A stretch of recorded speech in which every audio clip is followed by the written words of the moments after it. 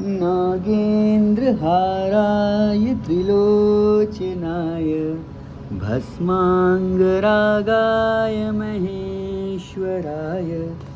नित्याय शुद्धाय दिगम्बराय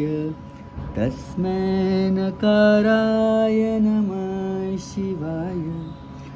मन्दाकिनीशलीलचन्दनचर्चिताय नन्दीश्वर प्रमथनाथ महेश्वराय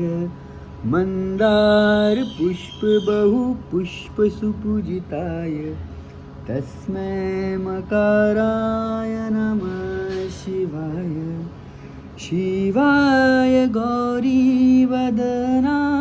वृन्द सूर्याय दक्षाध्वरनाशिकाय श्रीनीलकण्ठाय वृषध्वजाय तस्मै शिकाराय नमः शिवाय वसिष्ठकुम्भोदवगौतमार्य मुनीन्द्रदेवाचितशेखराय चन्द्रार्कवैश्वानरलोचनाय तस्मै वकाराय नमः शिवाय यक्षस्वरूपाय जटाधराय पीनाकहस्ताय सनातनाय दिव्याय देवाय दिगम्बराय तस्मै यकाराय नमः शिवाय